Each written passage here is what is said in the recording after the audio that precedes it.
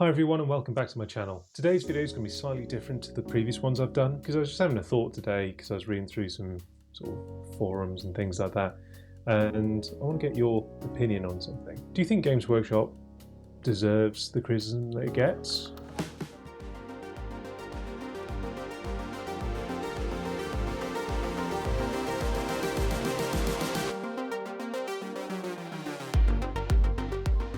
Right, so when you think about all the criticism that Games Workshop gets, especially in the last few years, with things like new model releases, so if you remember Lionel Johnson when that came out, there's a big sort of frenzy about trying to get hold of the model, and that leads on to scalping and, you know, those bastards who basically buy the miniatures or books that we want and then they sell them at inflated prices.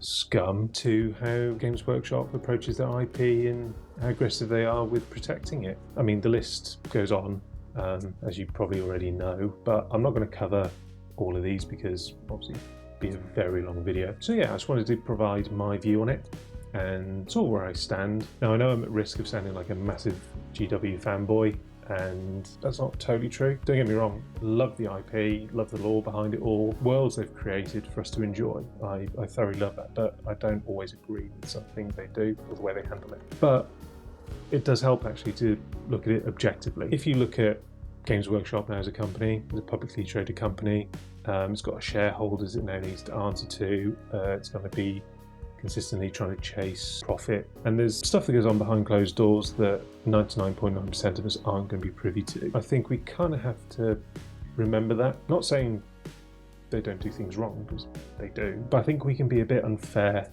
and sometimes unjust in our criticisms. I think we actually have to realise what they actually bring to the table, no pun intended, in the sense that, you know, over the decades they've produced all this lore and models that some of us have grown up with and have loved. And yeah, they've produced a product that we've all flocked to, and there's a reason for that. And I feel we've got to appreciate everything that they've brought to this as a hobby. They are arguably the biggest producer of, you know, toy soldiers and tabletop gaming, and it's a perfect entry way for people to sort of get into tabletop gaming. You know, people will see the physical like Warhammer stores and they'll wonder what that is, go in, buy, and then eventually they might think, oh, there's other games that do stuff like this, I'm going to delve into that as well, see how that goes, and they might prefer it, they might not. There's a lot of value in that for us as a hobby. I don't think that can be stated quite enough. And the other thing that I feel that, you know, we have to appreciate is most of us have been fans of this since we were kids, and I know there's been a massive resurgence, like sort of COVID and post-COVID, of people getting back into the hobby. And I know that I'm one of those people. I played the game in the 90s when I was a kid, and then life happens and you sort of, you know, get distracted by other things, and yeah, I'm now back into it in my mid-30s. And I think, you know, judging by a lot of people I've spoken to within the hobby, they've all had a very similar experience. They've all gone back into it much later on in life. I think when you go into like Warhammer stores and you see like kids come in and sort of that awe and excitement that they have about seeing these fantastically painted models and that pure undiluted excitement that they have, and it just reminds me of me and my friends when we did that, and I think it's really refreshing to see. For a hobby, you know, that needs to happen so it can continue growing. And I think it's brought so much to us as a demographic of people. You just look at the sense of community that there is around the hobby. Well, it stems from Games Workshop. You know, you've got all your local game days all the way through to big tournaments, you've got painting competitions all the way through to Golden Demon, you've got numerous forums like on Discord, and even,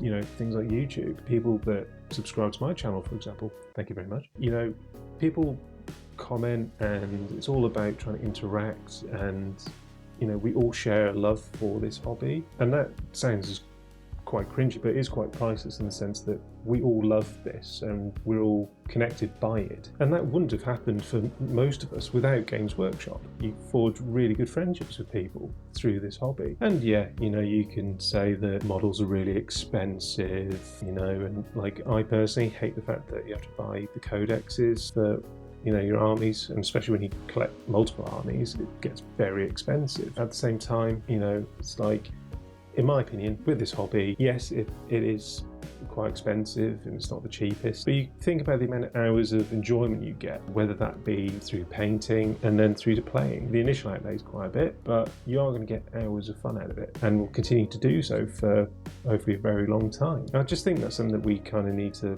take a step back and sort of look at and think. Not everyone does this, but I think there's a lot of people that are just a bit too vocal about their sort of criticism when you actually look at it and you sort of think, yes, it's not ideal, but fundamentally, do I still enjoy this hobby? Yes, I do. Could they do things better? Yes, they could in some regards. But yeah, I just think that we should be a little bit more understanding at times, and that's not just exclusive to us and our hobby. I think in general, I think that's something that should happen more. I think people are a bit too quick to jump on the keyboard and sort of vent their anger about something. Like when Lionel Johnson was released end of last year, I really wanted to get my hands on that model, but lo and behold, couldn't for love nor money. But did that affect me getting it eventually? No, because they were going to release it en masse eventually. Yeah, I don't know.